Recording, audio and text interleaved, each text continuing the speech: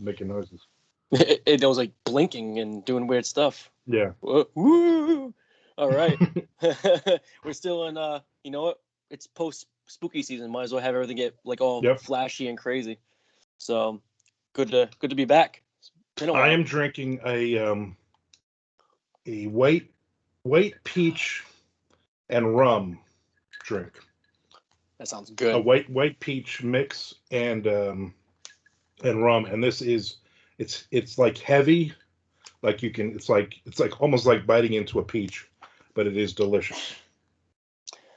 I'm going coffee tonight in a Reaper's Brew cup. Of Nice. course, in the I run on coffee and horror movies, of course, because that Of is my course. life. And I should say pumpkin bear too, because that's all I drank. Like I think a month and a half straight. Um, let's not say straight. I mean, like, 1 or 2 days not touching any. But at least like 25 days you drank At pumpkin least, something. at Yeah. least.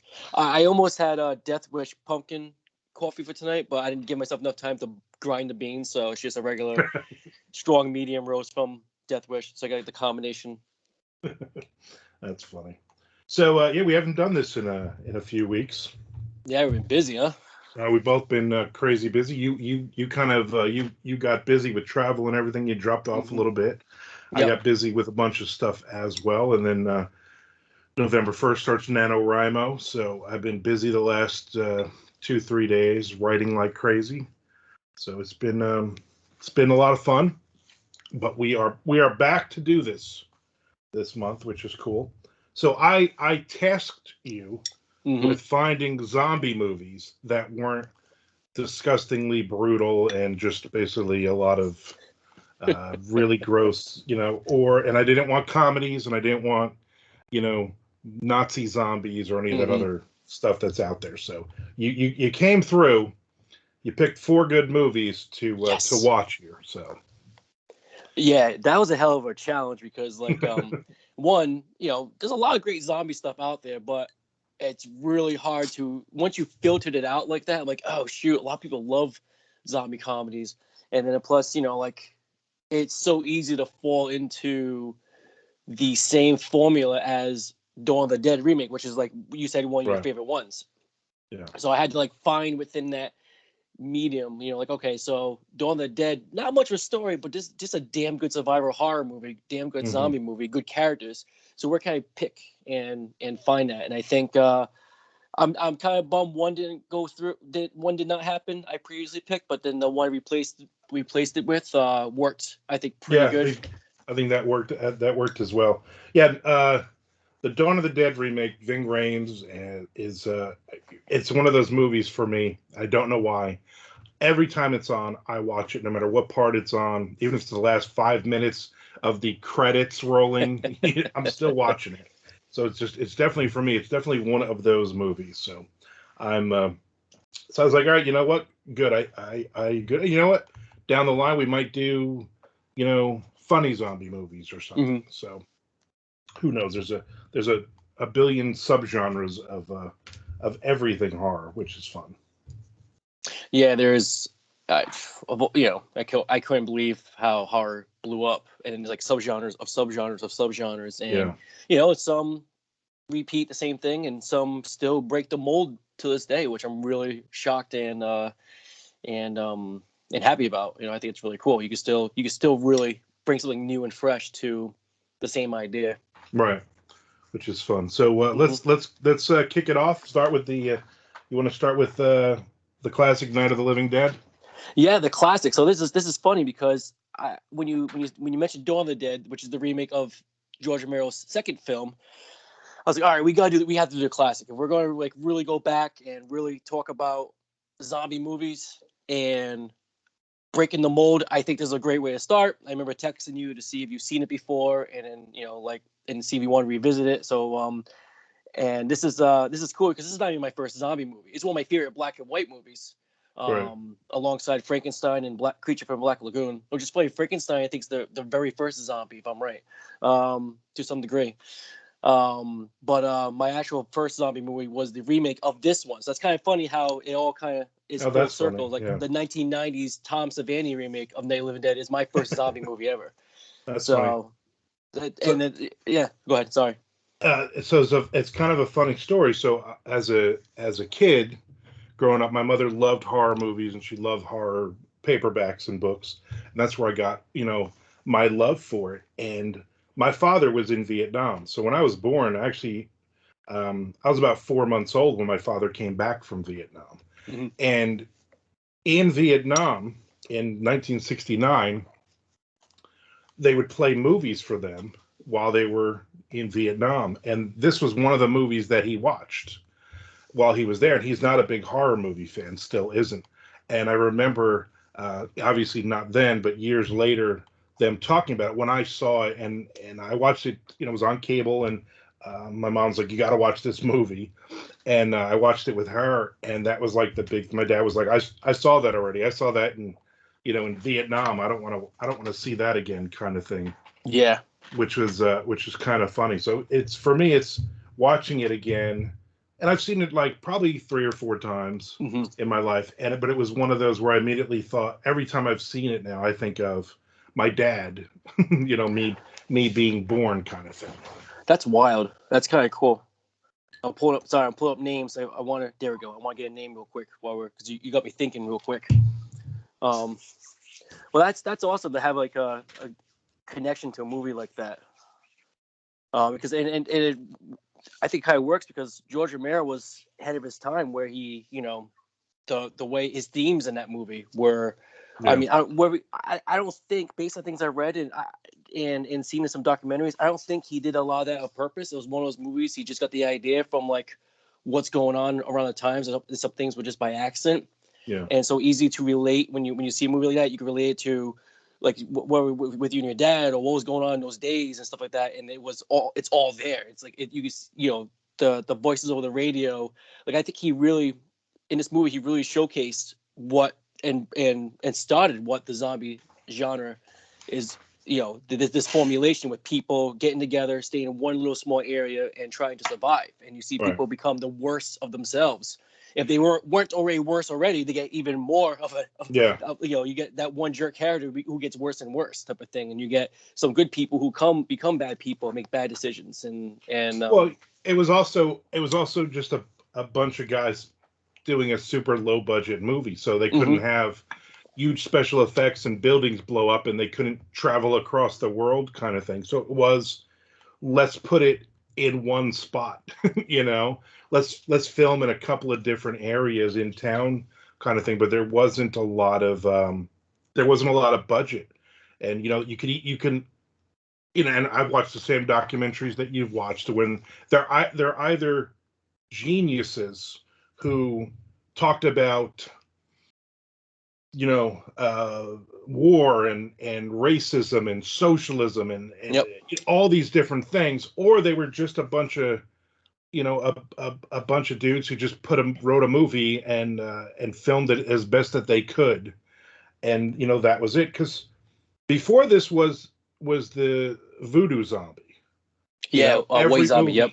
Every movie was that, and he really just created all these tropes that we all write about, that we've all seen in a million movies, and everything after that is, with the exception of several movies, but not a ton. I'd say about 95 to 99% of the movies from that point in the last 50 years has been the Romero zombies, with a little mix here and there, but it's pretty much, he created that. I guess it's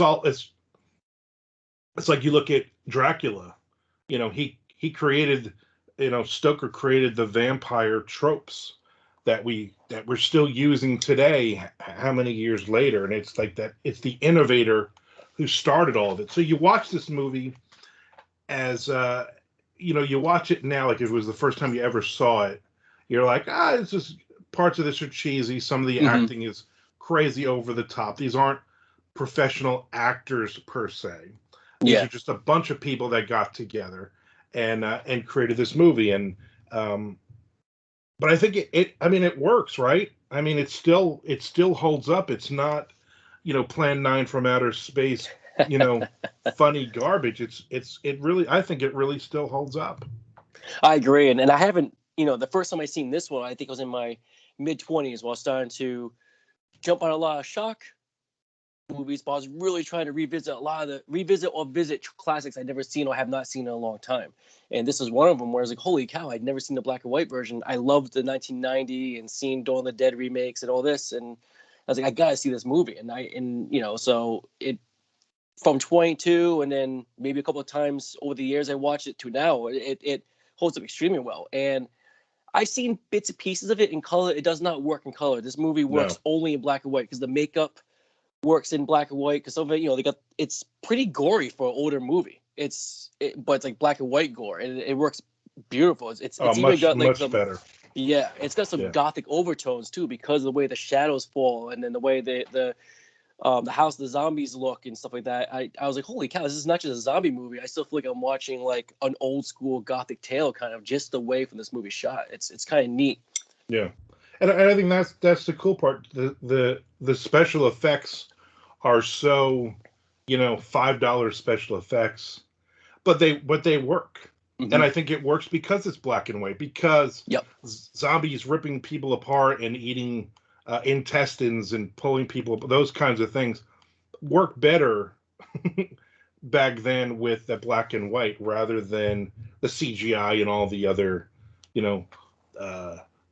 ways that they can then do it now. And I think that's really, it's interesting. The story is pretty basic, but it's funny. It's kind of like, here's the story of almost every movie or book or anything for zombies for the next 50 to 100 years. Yep. And that's really what it boils down to. And I think it's just funny because it just deals with so many things, whether it's on purpose or not. It scares you as a person of being trapped somewhere, and people are coming after you, and they're relentless.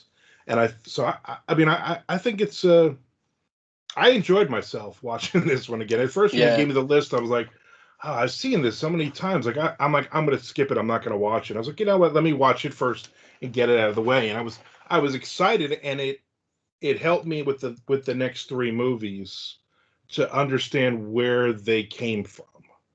I'm glad you said that, because that was actually my whole idea. I was like, if we're going to talk, like I said earlier, about the remake and how brilliant that is, let's go right to the start. And I was really doing my best to look for themes very similar, but still see how each director or writer handles this genre differently. That's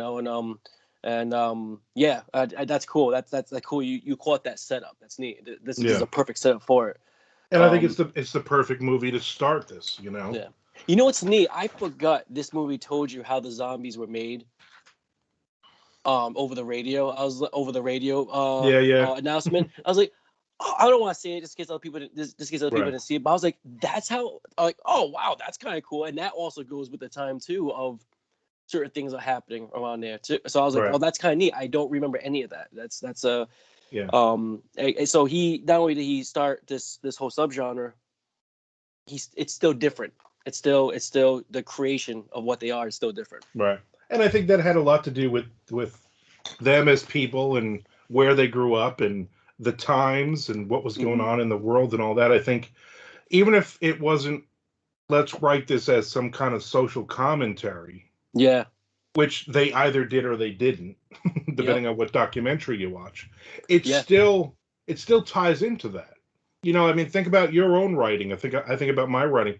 There's a lot of that bleeds in there from my subconscious, the way that certain characters, certain situations, whatever, are presented, good or bad, whatever. But it's because of the times that you live in, and the times that they lived in, I think is a big thing. I mean, if they came around, let's pretend there was no zombie movie. It never came out, and he makes this movie in 1978. I think it's a different movie. I think the some of the tropes and everything are there, but I think some of this movie is different. I think it was definitely one of those sign of the times creations, which is pretty neat. Yeah, I agree. And I gotta say, like the definite character that moved this whole story, Dwayne Jones, that actor and his character really, Yeah. like, and who played as, I think Judith, yeah, she played as Barbara, and then her redemption arc. I got to throw out there real quick, and then, of course, where everything else happened in the story. Those two right there I found very fascinating. And the Barbara in this one's a lot different than the Barbara in the 1990 version. I was like, oh, As kids, of course, after we saw it, and we were probably, I mean, technically, me and my brother. My brother's a year and a half younger than me. We are yeah, probably too young to watch it, but we were watching all those movies when they came out in our teens, early teens, and so then of course then it was for I don't know weeks after that it was. They're coming to get you, Barbara. hmm We would do that to each other until my mother yelled at us to stop doing that, or we weren't watching horror movies anymore. yeah. I do love that. Even to this day, when you watch a horror movie that's on Halloween, the setting's Halloween.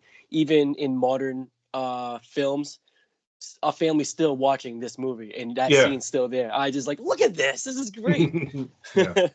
I mean, you don't have any of these other movies without that movie, Yeah. and I mean that's the bottom line. So that was a good first pick. Are we done with that one? Or you got Oh, anything good. more? I think we fan on that little. I knew that one would go with some fandom mode. So, the next one, I think this is kind of cool to go right into a whole different pacing, a whole different style. Is the 2008 Quarantine by the Dolby brothers, I believe the name is, which is also a remake of the Spanish film Wreck, which Right. was the same idea. And this is when found footage not only blew up, but a lot of American films remade a lot of foreign films around this time for some reason. It's like Let the Right One In, Wreck, is a couple of those I don't remember, and then they just like a year later there's a remake of that movie. They wanted to bring it Americanized, and this is cool because now why I like this is one of the best found footage films, and I've seen a lot, and I got sick of them pretty quick because they can really get basic after a while, Yeah. and really um It's limited literally on what narrowed. Yeah, limited, yeah, it's exactly, which is limited funny on because what it you. is. Yeah. So So this I actually saw this movie in um when it came out, yeah. and which is funny, and my son wanted to see it, so I actually saw it with my son.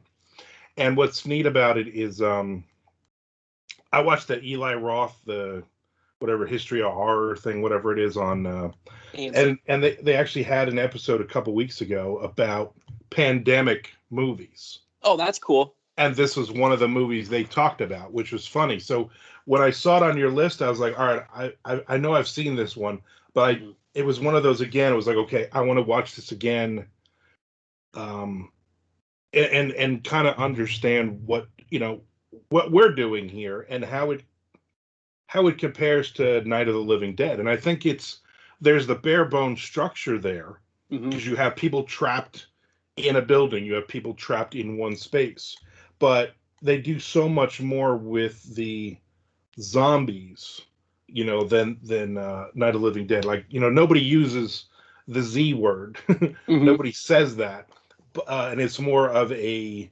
um, pandemic type of thing, or is it rabies? Is it they throw a couple of different things out there, which I think is pretty neat without um, I guess technically defining 100% what it is. Because at one point they say something, and I'm not going to ruin it, Right. and then they contradict that like 10 minutes later in the movie, Yep. which I thought was neat because you're like, oh, this is what it is, and then it's like, no, no, no, that's not what it is. We're wrong. That's not what it is. But and it's a fun movie, like you said, it's a found footage movie, so it's a lot of the main character. It's a lot of her Hmm. in the beginning. Um, Kind of goofing around, flirting around with the firemen Yeah. and all that, which I thought was cool.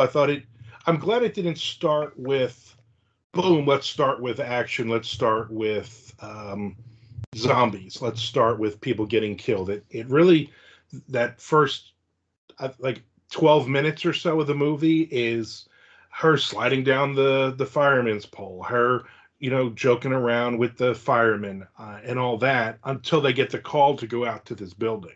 And so I love the setup of this. I love the you get to know the characters, and And a couple of them died pretty damn quick, which I think was great too, because you're like, okay, I don't know who's going to survive and who's not going to survive in this.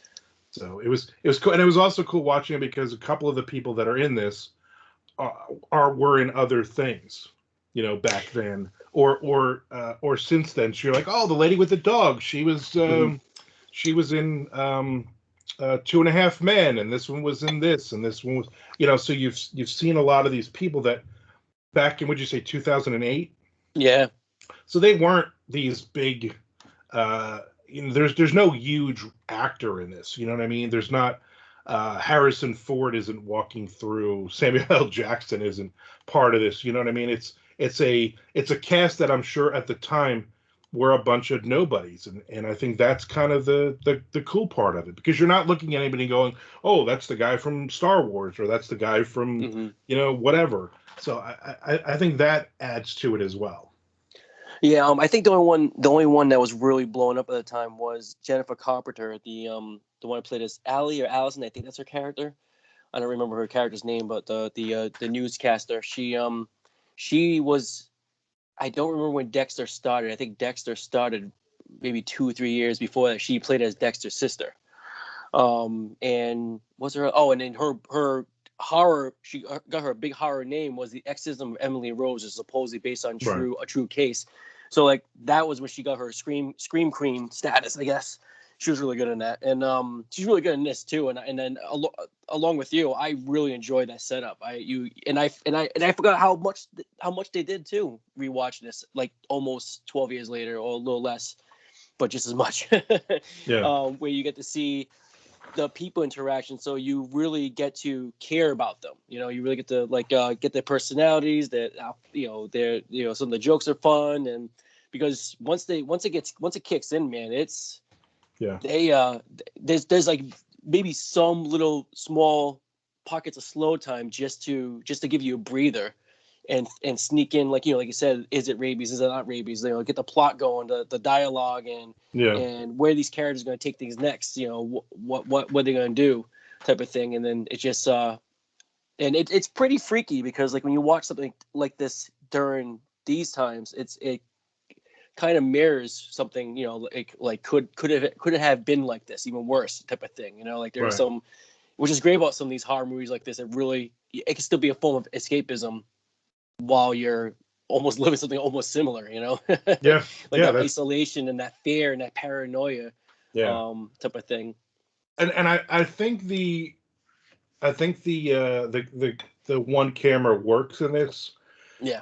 Because the building is dark, it's old, it's creepy, there's so much history there that it oozes on this film, which I think is awesome. And there's a scene where the light goes out, and characters are in the dark, and there's a zombie, a creature in the room knocking things over and moving around and stuff. That's still a terrifying scene. And it's one of those. It's like watching, for me, it's like watching those scenes in Blair Witch, where they're being chased, or they're chasing after the Blair, and it just freaks you out. And it's not even like it's a jump scare. It's not like there's blood and guts. There's nothing there. It's just the fear, because you can put yourself in a dark room, and somebody's in that room that's trying to get at you and banging things around and knocking things over, and you're just so scared. You just shut down. So I love that scene. I loved the setting, the darkness, the whole thing, and nobody was safe in this movie, I think, which was pretty cool too. Yeah, and because you almost kind of, like you said earlier, you want to be like, oh my god, who's surviving, who's not, and obviously not gonna kill the main characters off yet, or do they? I'm not, again, I don't want to spoil it, but because they're the main focal point, but there's people around them, they just like. I forgot who's surviving, who doesn't. So when we get to certain points, like, holy crap, that happened. That's right. And it was like, it happened so fast. Like the one guy that got dropped off the balcony, that came out of nowhere. That made me jump out of my seat, and I was just like, I was actually pretty freaked out. I forgot what this movie did or does. I mean, there's a couple of moments like it's about the camera work can make you feel like, I don't want to say far-fetched, but can all this happen through just the lens of the camera? But that's where you got to suspend disbelief a little bit. That's what's fun in the movie. I did like when he was hitting one of the creatures with the camera. I'm like, oh my God, man, you're lucky you didn't break it. And it's one, you're right. It's one of those movies where I saw it before, so watching it again, I'm like, well, what really happened? It's just a bunch of people trapped in a building, and there's zombies in the building. But like in my mind, it's like a 10-minute movie. And then when you watch it again, you go, oh, I forgot about this scene. I forgot about the interactions with some of these characters. I forgot with the military and the police surrounding the building and I was just thinking about that. Things. And I'm like, so there is obviously this is a 90-minute movie or whatever it was of stuff. And it's not just all action, but there's definitely enough in there to keep you invested and keep you invested in these characters too. So I mean, I was glad I watched that one again. Yeah, me too. And then to go with what you're saying with the cops and the and CDC surrounding them, I like that too, because there's a moment where I don't want to say too much, where the officials do try to help, and that also does a good twist too. Right. That's why it doesn't seem like the same old formula. They keep adding different stuff, and it's to keep a build up, and then to add tension or where they're gonna go, because now this just happened because of a mistake here or whatever, and then which led to that scene in the dark that is like the epic scene in both the original and the remake. They both did their own version very well, and both are terrifying. Yeah. So, and that's watching the Eli Roth thing is when I knew that it was a remake, because I had no idea. I think the younger firefighter that was with the main character throughout most of the movie, he was, if I'm correct, he was in Eli Roth's Hostel. Oh, okay. I think he was. Yeah, I think he was like one of the main characters in Hostel. Yeah, he is. I checked into that movie database that night. I don't remember. So, yeah, which is funny because I love watching the Eli Roth thing, but I don't watch any of those movies anymore. It's stuff's brutal. It's still fun to watch. I mean, I don't watch it when I'm eating lunch necessarily, but after lunch I'm like, let me throw on, like, I'll watch an episode. Yeah, I love those things. Those are fun. Those are fun, and I don't watch it when my wife is home because she doesn't want to see anything. So it's just kind of funny. But that was a good one. What else? You got anything else on this one? So no, that's pretty much it. That's a good breakdown of that movie. I mean, there's not much you don't want to see too much. Again, like, just in case anybody's watching and never seen it, because there's so many things that happen, and there's so many different revelations and surprises in this movie. So so I'm really glad we both revisited that. So that's really cool. Yeah. Number 3 is called Cargo, a Netflix film. So this one is pretty much post-apocalyptic Australia. Yeah. And it revolves around a family of 3, a husband, wife, and their daughter, and they're just trying to figure out, they're just trying to survive and figure out the next move. And then, of course, these next moves lead to a really a race against time, really. Which I really I read about this in the concept. I was like, oh, this is going to be a neat idea, because it's still kind of, I think this is the only one within this these selections that is a little more like this style of a zombie movie. Right. But what I do like about this, it's very the zombies are very different in this one. They have different characteristics. I thought that kind of neat. There is no explanation at all to why or how this all happened. You are just focusing on the man, his wife, and his daughter, and their story. It's actually a very good story. It's a very heartbreaking story. It's very character driven. Yeah. Probably the most character driven now, all 4, sorry. And I'm trying to think of anything else I want to say that I do like the race against time. I like it adds a lot of tension, and they still kept it. They didn't throw a lot of fast-paced things in this, like how Quarantine was insanely fast-paced most of the time, or even The Living Dead had some slow moments, to give you a breather, but it still wasn't as fast as Quarantine, but wasn't as slow as Cargo. So it's interesting how this movie had a little bit of a in between these both, and to show you like what he sees and what this world is like outside of what they were trying to, they're on a boat most of the time, and now they're out there in Right. the world, and it's like, and it's 10 times more dangerous than they thought. Yeah. So I saw this movie already. Oh, really? Yeah, I saw this, and what's funny is the reason I saw it was my mother suggested a movie. She's like, "Oh, you got to watch this movie," and I was like, "All right." And it was Father's Day 2 years ago, Mm-hmm. and when the ball players were staying with us. That's funny. And, You watch this movie on Father's Day. and I was like, "Oh, I'm gonna pick a movie." And one of the ball Yeah. players, Kyle, was here, and I said, "I'm gonna watch this movie." My mother recommended it should be good, and for some reason, I thought the name of the movie was Cargo, and we put on Cargo, and then we were all like, "What the hell are we watching? This is not the movie she described to me at all," which is kind of funny. So watching it now again, knowing okay, it's a zombie movie. I still have no idea why they named it Cargo, but I liked it. I liked it a lot better the second time when I wasn't wondering what the hell I was doing. I like I like a couple of the side characters. I think really added a lot to the story. Yeah. And there's people in here that you recognize. You know, there's people from other movies that you recognize. I mean, and again, it's one of those low budget looking movies that has all the tropes, but plays around with it. I mean, zombies are sticking their head in the sand. They're digging holes and sticking their head in. Again, leaking some kind of like sap. yeah, or and it's I mean, none of that stuff is being explained, which is I think adds to it. You know, Yeah. it's not about this. The guy isn't a scientist trying to figure out a cure. He's got a baby and he's got a wife he's trying to protect. And so I think that's kind of the neat part. And yeah, there's some heartbreaking moments in this one where something happens to characters, and you're like, oh, why did that happen? You know, like you know they're not going to just sail down the river and find food and everyone's going to be safe and healthy and happy for a 90-minute movie. You know it's not going to happen, but you still don't like it when it happens in the way it happens.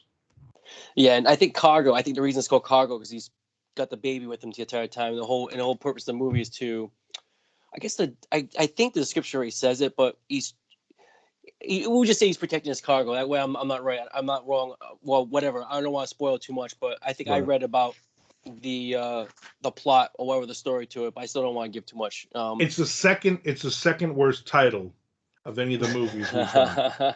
Dead Birds was the first. Dead Birds is terrible. terrible. Dead Birds is terrible name and movie. Yeah, but, I agree. Yep. I like it. I like the mutant birds.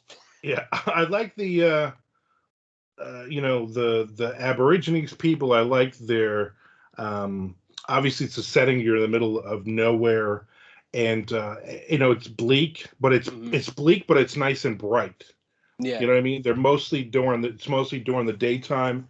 On the river you have vegetation and stuff, but most of it is they're walking around stunted trees and they're walking around through sand and everything. So I thought the setting really added to this and made it different than every other movie. I'm glad we didn't just go. You didn't just go, let's just pick 4 movies that people are in houses, trapped in a house or a building. So this one was really different from that perspective too, which I liked. And a little spoiler here, it's not 90 minutes of them on a houseboat. Yeah, right. He's actually on land and stuff like that. So, I thought it was interesting. I thought the acting was good. I thought the interaction between the husband and the wife and the baby, I thought all of that really, rang true for me. So I mean, I like that part of it. Yeah, and this is another one like a Quarantine had a really decent setup, so you get to know the characters in there. And and you're already put in the middle of them, like, hey, we really need to start moving, but you get to know the father who's kind of a control freak, and you see that throughout this movie, which I really love. Like, he's not a bad person. He just has to have that control, right? And they keep it. They do so well with him, evolving like that. He's evolving, but he's still trying to keep that control. And in the end, he kind of did still, which is interesting. And I love. Toomey was, I think, her name, if I said her name right. Yeah, I believe so. Yeah. And then her character and her family dynamics, and then I think it was her teacher or I think it was a teacher that told him to go see her, and then she said, he asked where they go, and she said they went back to the old ways. I love that because a lot of the action, the zombie action, was more with her family, Yeah. and it was very tribal, ritualistic warfare kind. I love that. I thought that was kind of neat. Yeah. And they never stay still. They kept, again. There's another one where things happen and to move the story along, or what of what is he going to do with this cargo type of thing. I liked this. Made me think of Walking Dead a little bit. Yeah, I That can see that. more there's a lot more human characteristics. I mean, they all have human characteristics, but this one really like zoned in on it. That's the focus. Homed in Yeah. on it. That was a Yeah. focus. A lot That's of the human. focus. Yeah, I A can lot of see the human that. story. Yeah. But still, there's a lot of cool stuff. I liked the villain of the story. There was, that one guy. He was, that was trying to help, but you find out, he's not going to be a good helper, and then Right. and that is that added a different subplot to the tale. Yeah. I keep going right to the part in the tunnel when you see the things hibernating that way too. That was kind of neat. Yeah. How people change into these things too. They show that. Yeah. They added a lot of different and new tropes to this. Mm-hmm. And again, I like that they didn't explain all of it. Yeah. I like that it was just like, hey, this is the world now, and this is what you have to deal with. And again, our main character wasn't trying to solve any big puzzle, except I want to keep my family alive. Yep. Like that was it. That was all he worried about. He wasn't trying to find a cure. He wasn't doing any of these other things. And I think a lot of times that's the story. Mm-hmm. You know what I mean? As much as say I Am Legend, especially the Will Smith version of it. He's trying to find the cure. Mm-hmm. He's part of the problem, so he's trying to be the solution. Yeah. And I think I like that movie. I mean, a lot of people hate that movie. I actually like that. Oh, it's pretty good. I mean, I like the book better, of course. I think we all do, but it's a cool movie. I mean, I like the I like the Charlton Heston version better, but what was that? Omega Man, right? Omega Man, yeah. But I think it was I think it bogged that movie down when you got into all that. So I'm glad Cargo does not do that. I'm glad Cargo just says this is what's happening in the world, and then let's see how people deal with it. I still don't buy the title though. I'm not a fan of the title. I love it. I do like, and this is not gonna say too much because there are characters that do this as well. The Fitbit with the countdown when they get infected. That is neat. That adds to it, and then you see them, so many times, so many hours they start having symptoms and side effects. I thought that was kind of cool. That was a whole new different thing as well to add to the zombie subgenre. So that was neat. Yeah, it's a really cool movie. It was very different. I've been wanting to see it for a long time. I'm glad we get to add it on here. Jeez, that's 3 in a row you already seen. That's hilarious. Yeah. We never thought you'd seen that. I know, for me, who doesn't watch horror movies, and it just whatever it just happened. Well, I like post-apocalyptic movies. I like quieter zombie movies. So so it's one of those things where I've probably and doing this. For how many episodes have we done now? I've seen a lot more of these movies than I thought I did. Yeah. And I'm sure in the future it'll be the same thing. I think this is the first time I've probably seen 3 out of 4 of them though. That is funny. Oh man. Now it's earlier you said, because we're pretty much, I think any more you gonna say in this one? No, I think I'm good. You think you're good? So you said earlier with like what was cool with Cargo was like it was different from like trying, quarantine, building, Night Living Dead, house, and now we got The Night Eats the World, which is another apartment. I originally picked The Girl with All the Gifts as another post-apocalyptic style, and almost another, not similar to Cargo, but also kind of like a different story, but set in a zombie apocalypse. Unfortunately, we couldn't do that one. I was like, oh shoot, now we got three apartments, but still, like Night Eats the World, or The Night Eats the World. I'm gonna put the because I keep forgetting the in it. And it's a guy wakes up the next day, he's in the zombie apocalypse. They don't say zombie, of course, but with this one, he was at a party, a rager. This is in Paris, Right. Obviously, you could tell this woman he's hanging out with is his ex. He wants his tapes back. We don't know much about the tapes.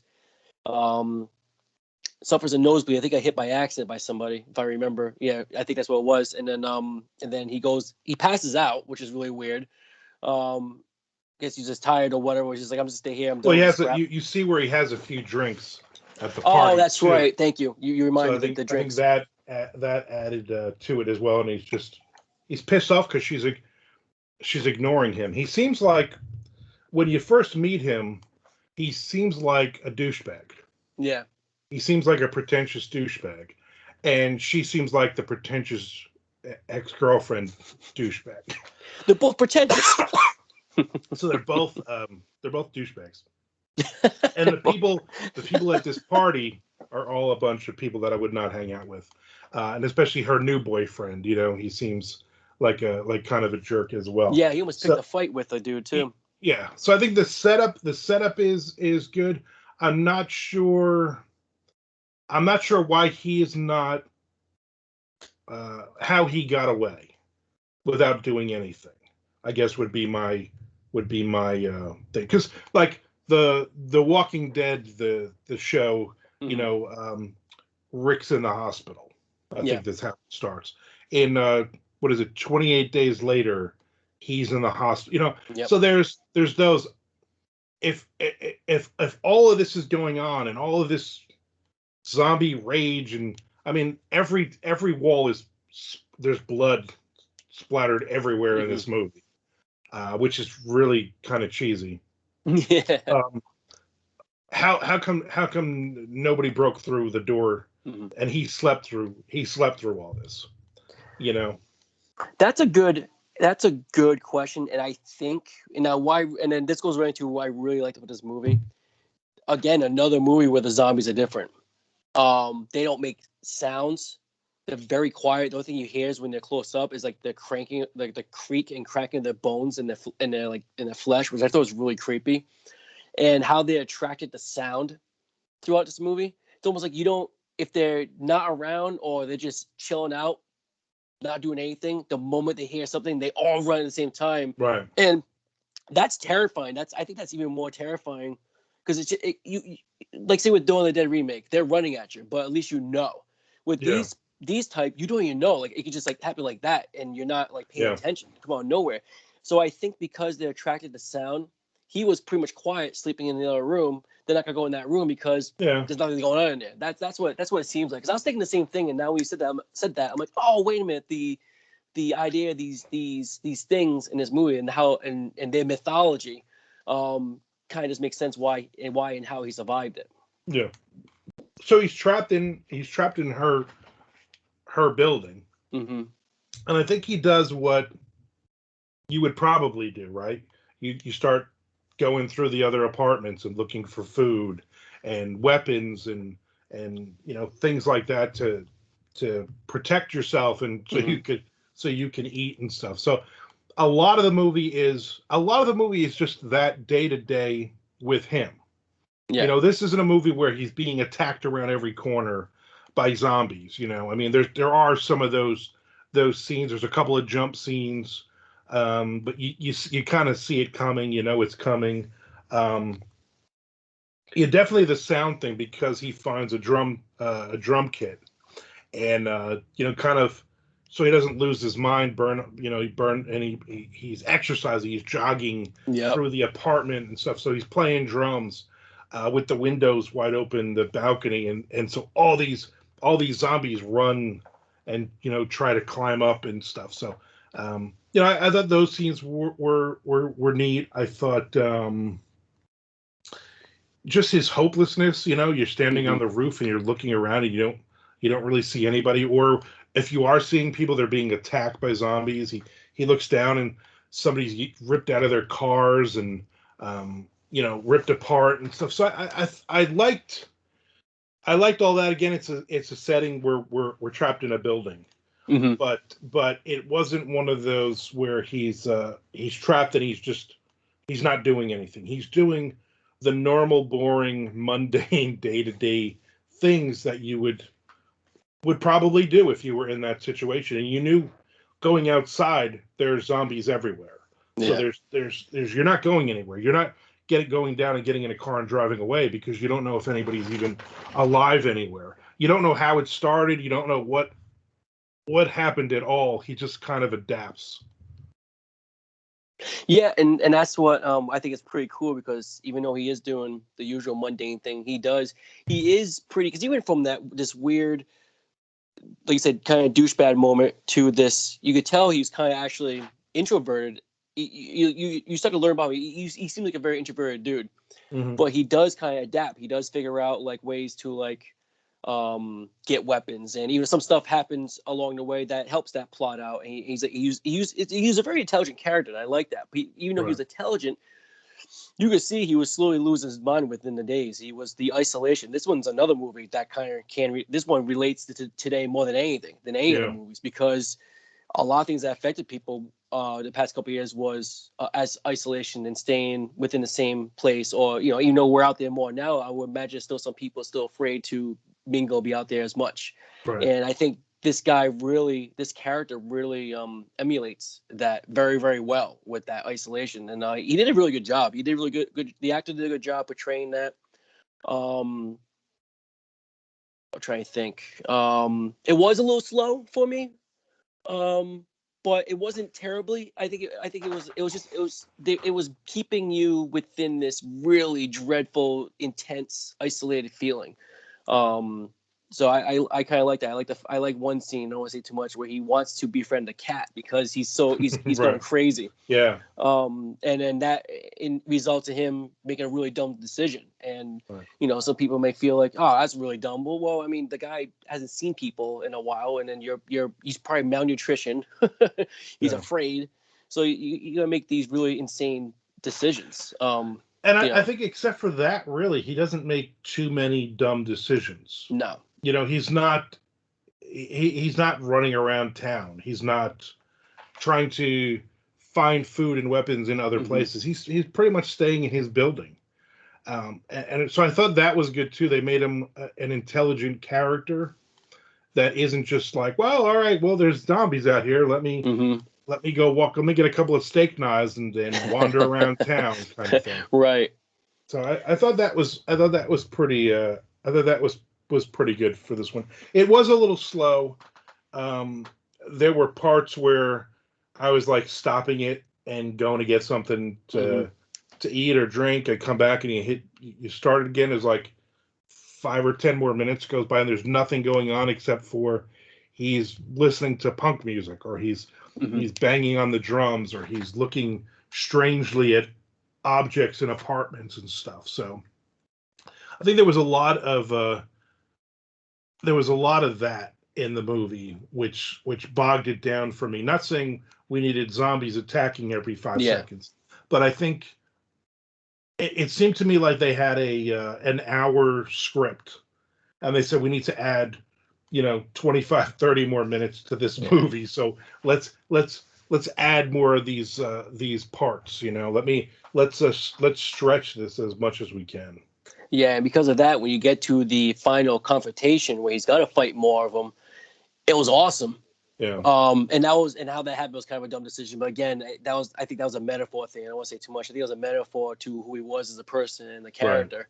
Right. But it resulted in him like had to really oh crap, I actually just screwed up right now, and then which led to one of the craziest stunts. Yeah. I was like, oh, that looked like that hurt, and that was cool. But I gotta say, and I don't want to say too much. There's a scene where you really see his psychosis like dwindle, and what but also kind of helped him figure out what he needed to do next. Yeah. It involved another human being, as I'm gonna say. That whole thing was wild. That was cool. That was very, very well done. I would love to see a book version of this, and read that. Through words or thoughts, Yeah, because he starts to lose his mind, like a lot of us did during in 2020. I mean, a lot of people weren't able to just. Now you're staying home for the next year, and when you have something like this where you literally, I guess figuratively, I guess literally, you could during the pandemic you could leave the house and die. Mm-hmm. But this guy can walk out and get ripped apart and die. Yeah. Immediately. It's Yep. not. He's not. It's not because he's going to get sick. It's because he's going to get ripped apart by zombies. So I thought it was that part I liked. I liked the psychosis part of it for him. Yeah, I thought I thought he acted that very well. Mm-hmm. And so I think that's definitely a bonus for this one. Yeah. It made me think of Tom Hanks with Castaway. I never saw that. No, I only seen it once. I mean, it's well worth the watch. Yeah, it's one of those Yeah. I will see one of these days. I've never seen Yeah. it. Yeah, if anybody sees this movie, just think of Wilson, and then when you see this movie, you know why.